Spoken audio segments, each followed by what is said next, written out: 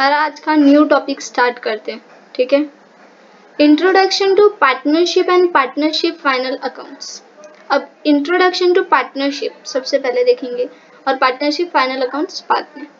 अब introduction to partnership में क्या क्या चीजें हैं, पार्टनरशिप होता क्या है, पार्टनरशिप के रूल्स रेगुलेशंस क्या हैं, पार्टनरशिप में कौन आ सकता है, कौन एलिजिबल है, वो सारी चीजें, ठीक है। चलो सबसे पहले कंटेंट देखते हैं कि हमें पढ़ना क्या है, पढ़ना क्या है, ठीक है। Meaning and definition of partnership. अब पार्टनरशिप होता क्या है, जैसे कि मैंने पहले बोला वो और उसका डेफिनेशन। इंडियन पार्टनरशिप एक्ट 1932 क्या क्या हमें बताता है वो चीजें देखेंगे, और मेथड्स ऑफ कैपिटल अकाउंट, ये चीजें जब हम सम करेंगे तब देखेंगे, ठीक है। ये दो चीज समझी, क्या क्या हमें देखना है। अब आगे देखते हैं कि क्या क्या चीजें हमें दी हुई है, ठीक है। हाँ कि नहीं।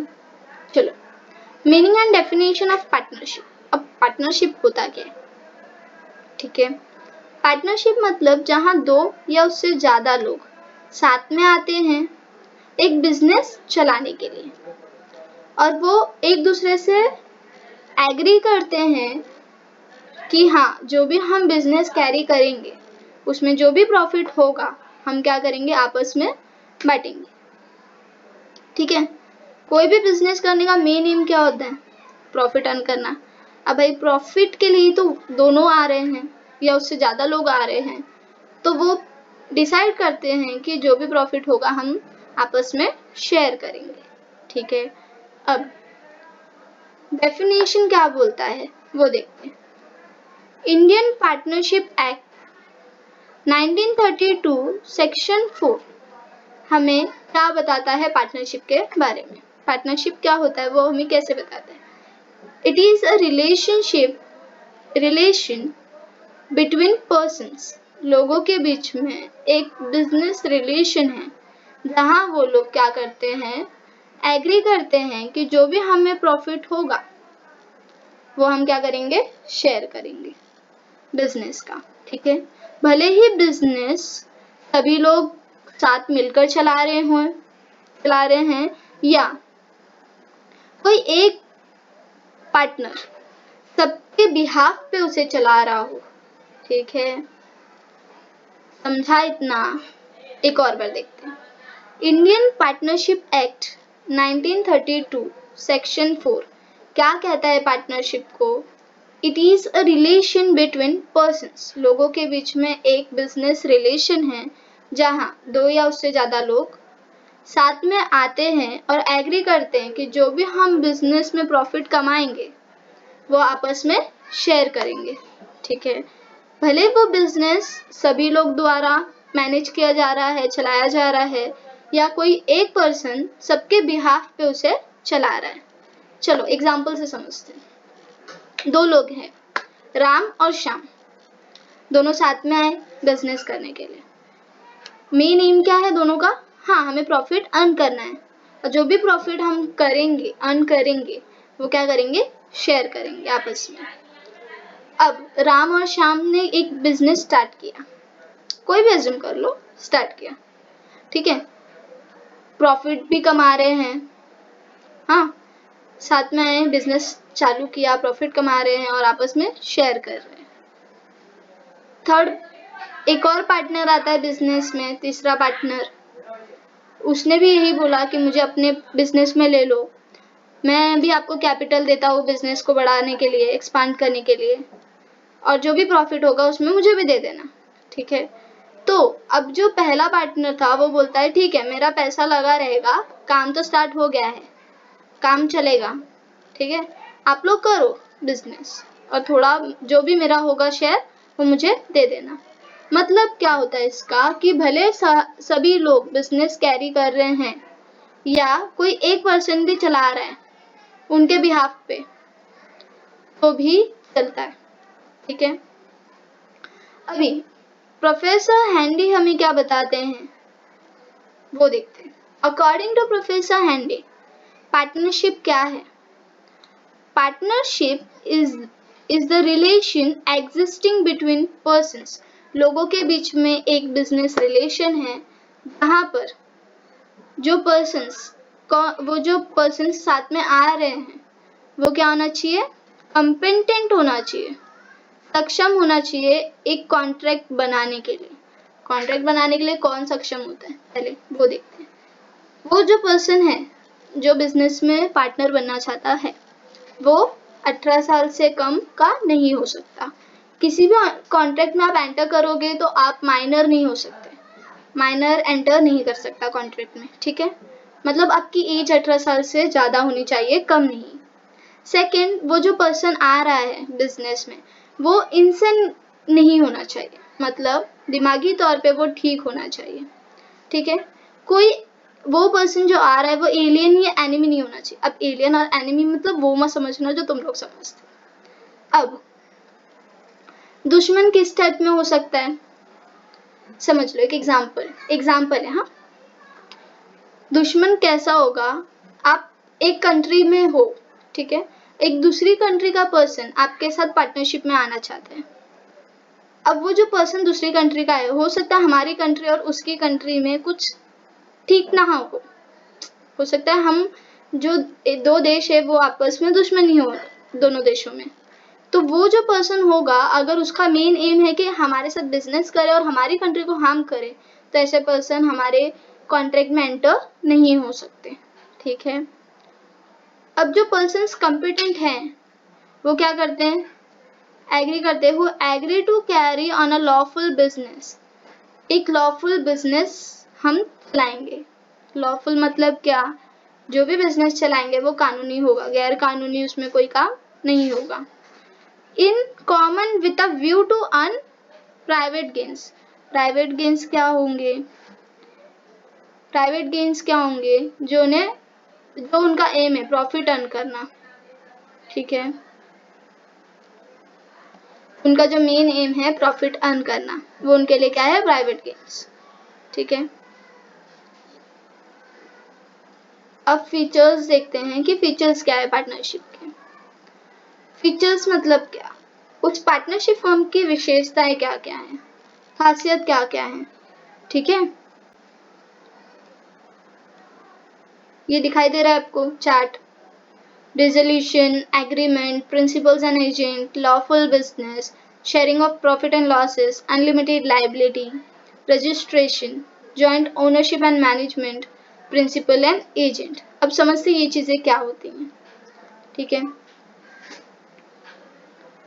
पहला एग्रीमेंट। अब एग्रीमेंट क्या होता है, जहाँ पर दो या उससे ज्यादा लोग साथ में आए हैं और एग्री कर रहे, सहमत हो रहे कि जो हम एक बिजनेस स्टार्ट करेंगे।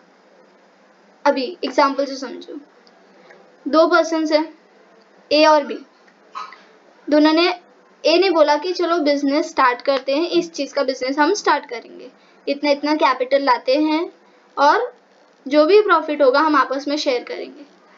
प्रपोजल दिया सेकंड पर्सन को, उसने बोला हाँ ठीक है चलो मैं भी लाता हूँ इतना कैपिटल और हम बिजनेस स्टार्ट करते हैं। मतलब वो एग्री कर रहा है उससे कि हाँ जो आप बात बोल रहे हो मैं उससे सहमत हूँ और हम ये चीज करेंगे।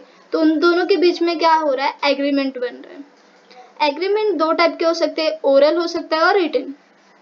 अब रिटन एग्रीमेंट ओरल भी चलता है, ऐसा नहीं कि ओरल एग्रीमेंट नहीं चलता है, बट लोग रिटन प्रेफर करते हैं। क्यों, अभी आप ओरल एग्रीमेंट बनाया आपने, जो ए और बी थे उन्होंने ओरल एग्रीमेंट बना दिया, ठीक है, उन्होंने बिजनेस स्टार्ट किया, बिजनेस बहुत अच्छा चल रहा था, काफी प्रॉफिट हो रहा था, दिन ब दिन प्रॉफिट बढ़ते जा रहा था, अच्छा बिजनेस ये हो गया, एक्सपांड हो गया था। अब जो बी था, पर्सन बी, उसकी नियत में खोट आने लगी। उसने क्या बोला कि हमने ये एग्री नहीं किया था कि जो भी प्रॉफिट होगा वो आपको मिलेगा ज्यादा, ठीक है। आपने ये बोला था कि हम दोनों को बराबर प्रॉफिट मिलेगा, ठीक है। जबकि बात उन लोगों की स्टार्टिंग में ये हुई थी कि जितना शेयर तुम ला रहे हो उतना प्रॉफिट तुम्हें मिलेगा, जितना शेयर मैं ला रहा हूँ उतना प्रॉफिट मुझे मिलेगा। बट जब बिजनेस अच्छा चलने लगा तो दोनों में ये कॉन्फ्लिक्ट्स आने लगे, ठीक है। तो अब ए क्या कर सकता है, उसके पास कुछ ऑप्शन है क्या, उसके पास प्रूफ नहीं है, उसने किसके सामने वो बात बोली है, ठीक है। तो जो ओरल बात होती है, ओरल एग्रीमेंट होता है, उस पर भरोसा कोई नहीं करता। आप अगर कोर्ट में जाते हो तो आप बोल सकते हो क्या, मैंने ओरल एग्रीमेंट बनाया है, हमारी स्टार्टिंग में बात हुई थी। कोई आपकी उस बात पे भरोसा करेगा? नहीं करेगा, आपके पास प्रूफ नहीं है। तो आज के टाइम पे रिटन एग्रीमेंट ज़्यादा लोग प्रिफर करते हैं, ठीक है। अभी जो भी आप रिटन एग्रीमेंट बना रहे हो, आप प्रूफ के तौर पे दे सकते हो कोर्ट में, अगर आपके बीच में कुछ कॉन्फ्लिक्ट्स हुई तो, कि हाँ हमने यहाँ पे एग्री किया था और ये चीज़ इसमें लिखी हुई है, ठीक है। और जो रिटन एग्रीमेंट होता है उसे क्या कहते हैं? Did, DEED, did. अब पार्टनर्स के बीच में हो रहा है तो उसे पार्टनरशिप डिड कहा जाता है। डिड मतलब कुछ नहीं, एग्रीमेंट ही होता है, ठीक है। अब ये जो एग्रीमेंट है, इसमें आपको क्वेश्चन क्या आ सकते हैं? एग्रीमेंट को क्या कहते हैं? डिड कहते हैं, ऐसे ही क्वेश्चन आएंगे, ठीक है। जो पार्टनर्स के बीच में एग्रीमेंट बनता है उसे क्या कहते हैं? Partnership did. चलो सेकंड देखते हैं क्या है। Number of partners. Number of partners, कितने पार्टनर्स होने चाहिए, ठीक है। अभी आपको एक पार्टनरशिप में एंटर करना है, मीन्स आपको कम से कम 2 लोग होने चाहिए। 2 से ज्यादा होंगे तो चलेंगे। ज्यादा मतलब कितने ज्यादा चलेंगे? क्या कहते हैं उसे? मैक्सिमम नंबर कितने चाहिए? मैक्सिमम नंबर ऑफ पार्टनर्स कितने होने चाहिए? कंपनीज एक्ट 2013 के हिसाब से मैक्सिमम पर्सन पार्टनर्स 50 चलेंगे, ठीक है। जो कि अमेंडमेंट हुआ था 2014 में। पहले इसके जो मैक्सिमम नंबर्स थे वो कुछ और थे, ठीक है। अब 50 से ज़्यादा होंगे तो क्या होगा? आपस में कॉन्फ्लिक्ट्स होने लगेंगे, डिसीजन नहीं ले पाएंगे कोई सही, क्योंकि आपस में सबके जो ये होते हैं, जो भी उनके विचार होते हैं वो अलग अलग होते हैं। तो कुछ पर्सन्स बोलेंगे हाँ ये डिसीजन लेना सही है, कोई पार्टनर्स बोलेगा हाँ ये डिसीजन लेना सही है। तो आपस में वहां पर चीजें ठीक ढंग से नहीं हो पाएगी। इसलिए क्या करना चाहिए? ऐसा मैं ये नहीं बोलती कि कितने होने चाहिए, लेकिन 50 से ज़्यादा अलाउ नहीं है पार्टनरशिप एक्ट के या कंपनी एक्ट 2013 के हिसाब से, ठीक है, जो अमेंडमेंट हुआ था 2014 में। अब आपको इस पे क्वेश्चन क्या आ सकता है? पार्टनरशिप ये है मैक्सिमम नंबर कितने होने चाहिए, मिनिमम नंबर कितने होने चाहिए, तो आपको वो याद रखना है। अब देखो मैं अंडरलाइन कर देती हूँ यहाँ पे, मिनिमम 2 पार्टनर्स और मैक्सिमम 50 पार्टनर्स। किसके हिसाब से? कंपनीज एक्ट 2013 के हिसाब से, ठीक है। लॉ थर्ड पढ़ते हैं, लॉफुल बिजनेस। लॉफुल बिजनेस क्या होता है? जो भी आप बिजनेस करोगे वो कानूनी होगा, गैर कानूनी नहीं होगा। अब गैर कानूनी क्या? गैर कानूनी में आप क्या क्या डाल सकते हो? जैसे कि स्मगलिंग, एक्सटॉर्शन, ये सारी चीजें क्या है? गैर कानूनी है। अब आपका जो राज्य, जिस राज्य में आप रहते हो, वो किन बिजनेस को कानूनी मानता है और किन बिजनेस को गैर कानूनी मानता है, वो भी यहाँ पर देखना पड़ेगा, ठीक है।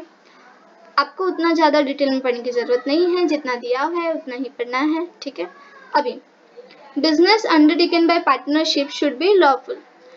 जो भी बिजनेस कर रहे हैं पार्टनर्स, वो लॉफुल होना चाहिए, कानूनी होना चाहिए, और जो भी आपका स्टेट अलाउ करता है वही, ठीक है। पार्टनरशिप के जो डेफिनेशन है उसमें ऐसा कोई चीज बताया नहीं गया। पार्टनरशिप का जो डेफिनेशन है वो अलाउ नहीं करता कोई इलीगल बिजनेस, ठीक है। बिजनेस लीगल होना चाहिए। Sharing of profit and loss. अब जो भी आप प्रॉफिट कमा रहे हो या आपको लॉस हो रहा है, तो वो कैसे आप आपस में शेयर करोगे? अब पार्टनरशिप क्यों बनता है? क्यों लोग बिजनेस स्टार्ट करते हैं? उनका मेन एम क्या होता है? प्रॉफिट अर्न करना। कितना ज़्यादा से ज़्यादा मैं प्रॉफिट कमा सकूं, ठीक है। अब पार्टनर्स जो प्रॉफिट कमाएंगे वो किस रेशियो में बांटेंगे, किसका कितना होगा। तो जब वो लोग डिसाइड करते हैं कि हम बिजनेस स्टार्ट कर रहे हैं, उन्होंने एग्रीमेंट बनाया, तो उनको एग्रीमेंट में वो चीज़ मेंशन करनी है। हाँ, मैं इतना शेयर ला रहा हूँ या ला रही हूँ, तो हम इतना इतना प्रॉफिट शेयर करेंगे। ठीक है, अगर आपने एग्रीमेंट में बताया है आपका प्रॉफिट लॉस शेयरिंग रेशियो, तो आप उस रेशियो में शेयर करोगे। अगर आप एग्रीमेंट में नहीं बताते हो कि हम इस रेशियो में प्रॉफिट शेयर करेंगे, तो आपको इक्वल ही शेयर करना पड़ेगा। ठीक है, अब fifth point, unlimited liability. Unlimited liability मतलब क्या?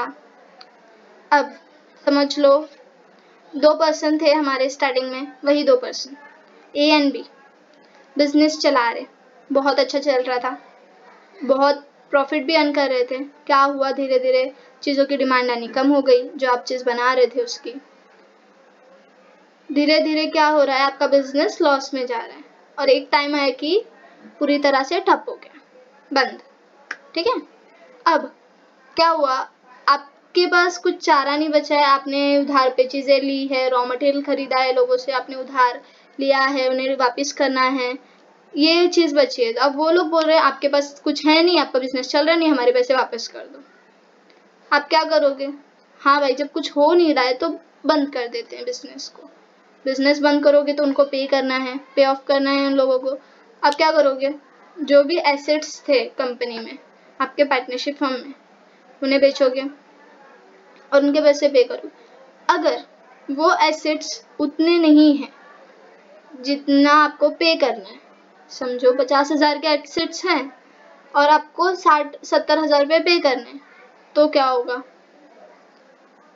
तो आपकी जो पर्सनल प्रॉपर्टी है उसे बेचकर आपको उनके पैसे पे करने पड़ेंगे, या अपने पर्सनल घर के पैसों से उन्हें पे करना पड़ेगा, क्योंकि आपकी जो लायबिलिटी है वो अनलिमिटेड है, आपके बिजनेस तक सीमित नहीं है, आपके घर तक पहुंच जाती है। ठीक है, आपको आपके जेब से पैसे भरने पड़ेंगे। ठीक है, समझाइए। ठीक है, रजिस्ट्रेशन। अब रजिस्ट्रेशन करना भी पड़ता है और नहीं भी। नहीं मतलब क्या? ऑप्शनल है। कहाँ पर? दूसरे राज्यों में। कहाँ पर करना ही पड़ता है? महाराष्ट्र में। महाराष्ट्र में आपको, अगर आप पार्टनरशिप कर रहे हो, पार्टनरशिप में कोई बिजनेस स्टार्ट कर रहे हो, तो आपको रजिस्ट्रेशन करवाना पड़ेगा। कब से ये रूल लागू हुआ था? 1 अप्रैल 2005 से। ठीक है, इंडियन पार्टनरशिप के हिसाब से रजिस्ट्रेशन करवाना ऑप्शनल है अन्य राज्यों में, दूसरे स्टेट्स में, लेकिन महाराष्ट्र में आपको करवाना पड़ेगा। अब दूसरे जो राज्य है, ऐसा नहीं कि वहां नहीं करवाना है, आप पे छोड़ा है, आपको करवाना है तो करवाओ, नहीं करवाना है तो मत करवाओ, ऑप्शनल है। लेकिन आप करवाते हो तो अच्छा है रजिस्ट्रेशन। क्यों अच्छा है? आपका रजिस्ट्रेशन है, आपको लोन की जरूरत पड़ी तो आप प्रूफ दिखा सकते हो, हाँ हमारा पार्टनरशिप बिजनेस है, हम यहाँ पर चलाते हैं, ये काम है हमारा, तो आपको वो देखकर ही लोन मिलेगा। ठीक है, तो वो क्या है, आपके लिए अच्छा ही है रजिस्ट्रेशन करवाना। पार्टनरशिप फॉर्म आपको क्या करना पड़ेगा? रजिस्टर करना पड़ेगा रजिस्ट्रार से। ठीक है, 7th पॉइंट है आपका जॉइंट ओनरशिप एंड मैनेजमेंट। यहाँ पे क्या बोला है? अब जॉइंट ओनरशिप एंड मैनेजमेंट, जो भी चीज कंपनी की है, समझ लो ये लैपटॉप कंपनी का है, 2 पर्सन्स थे, 2 पार्टनर्स थे, उन्होंने बिजनेस स्टार्ट किया। एक पार्टनर ने 5,000 रुपये लाए, दूसरे ने 10,000 रुपये। ठीक है, जो दूसरा पर्सन था, दूसरा पार्टनर था, उसके पैसों से मैंने ये लैपटॉप खरीदा है और मेरे पैसों से मैंने कुछ और चीज़ें खरीदी है। ठीक है, पहले वाले पार्टनर्स के पैसे से कुछ और चीज़ें खरीदी है, सेकेंड पार्टनर्स के पैसों से लैपटॉप खरीदा है। अब सेकेंड वाला आके ये बोले मेरा लैपटॉप छूनेगा नहीं, क्यों? मेरे पैसों से आया। ऐसा कर सकता है वो? नहीं, क्योंकि जो भी कंपनी में चीज़ें हैं, जो भी पार्टनरशिप फर्म की चीज़ें हैं, उन चीज़ों पे दोनों का इक्वल राइट है। ठीक है, एक पर्सन अपना नहीं चला सकता कि वो उसकी ही चीज है। और पार्टनरशिप में ये बोला गया है कि जो partners can use property, no partners can use property for personal use. उन्होंने बोला है कि पर्सनल यूज के लिए वो चीजें नहीं ले सकते जो भी फर्म की चीजें हैं, ठीक है। ऐसा रियल लाइफ में शायद नहीं होता है, बट फिर भी all partners have equal rights in managing the firm. दोनों को बराबर राइट है कि वो मैनेज कर सके firm. So all partners are jointly responsible for the management of firm. दोनों ही बराबर की जिम्मेदारी है दोनों के ऊपर कि वो कैसे मैनेज करते हैं फर्म, ठीक है। आपका 8 पॉइंट है प्रिंसिपल एंड एजेंट। अब जो पार्टनर्स हैं उनका दो फोल्ड कैपेसिटीज होता है। कैसे? वो प्रिंसिपल के तौर पे भी काम करते हैं और एजेंट के तौर पे भी।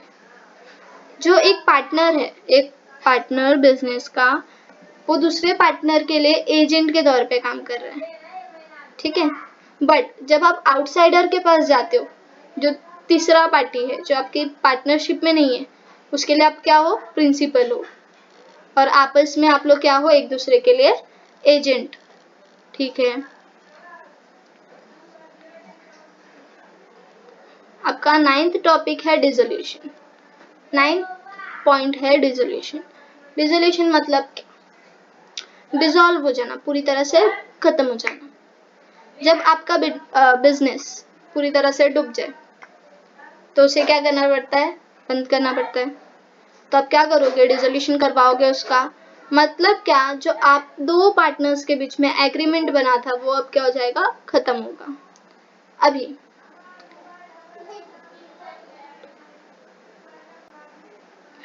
जब आप बिजनेस क्लोज करते हो, डिसॉल्व करते हो, आपको 14 डेज पहले नोटिस देना पड़ेगा और फिर आप डिसॉल्व कर सकते हो।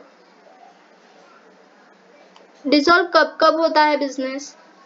या तो किसी पार्टनर की डेथ हो जा रही है, या कोई रिटायर हो रहा है, या इंसॉल्वेंट, या इनसेन। इनसेन मतलब क्या? वो दिमागी तौर पे ठीक नहीं है, ठीक है। इंसॉल्वेंट मतलब क्या? पूरी तरह से कंगाल हो गया, सक्षम नहीं है, या कोई पर्सन डेथ हो जाती है उसकी, या वो रिटायर हो रहा है तब, ठीक है। इतना समझा?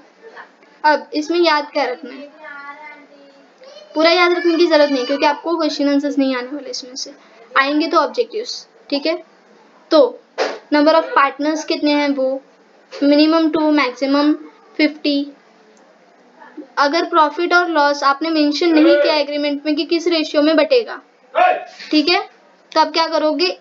आपके पास और कोई ऑप्शन नहीं, आपको इक्वल बांटना पड़ेगा, क्योंकि आपका एग्रीमेंट उस पर साइलेंट है, उस पर वो बता नहीं रहा है कि आपका रेशियो क्या है। आपको वो याद रखना है। आपकी लायबिलिटी, आपकी जो बिजनेस की जिम्मेदारियां हैं उसे पे करना, ये वो सारी, वो क्या अनलिमिटेड है, सिर्फ बिजनेस तक सीमित नहीं, आपके पर्सनल लाइफ तक आ जाती है। मतलब आपके पर्सनल चीज़ों पे भी फिर उस बिजनेस का हक हो जाता है, ठीक है। रजिस्ट्रेशन कब से करवाना कंपलसरी हुआ महाराष्ट्र में? 1 अप्रैल 2005 से, ठीक है। और बाकी जो स्टेट्स हैं वहाँ पर क्या है? ऑप्शनल है, आपको करवाना है तो करवाओ, नहीं तो कंपलसरी नहीं है। हर चीज जो भी प्रॉपर्टी है कंपनी की, उसके आप जॉइंट ओनर हो, और मैनेजमेंट भी आप दोनों ही जिम्मेदार, आप दोनों ही रिस्पॉन्सिबल हो उसके मैनेजमेंट के लिए। दो या जितने भी पार्टनर्स हैं वो पार्टनर्स आपस में एजेंट, एक दूसरे के लिए एजेंट है और आउटसाइडर के लिए प्रिंसिपल। डिसोल्यूशन, आप बिजनेस को डिसॉल्व कर सकते हो अगर आप दोनों सहमत हो उसे बंद करने के लिए, या एक पार्टनर की डेथ हो जाती है, या कोई रिटायर हो रहा है, या आपके पास पैसे नहीं हैं उतने, आप सक्षम नहीं हो अपना बिजनेस संभालने के लिए, या आपकी दिमागी तौर पे हालत ठीक नहीं है किसी भी पार्टनर की, तो वो डिसॉल्व होता है। आगे का टॉपिक नेक्स्ट लेक्चर में कवर करते हैं। आज यहीं पे ख़त्म करते हैं, ठीक है। समझा? नहीं समझा तो पूछ लेना फिर से, ठीक है, कुछ भी डाउट है तो।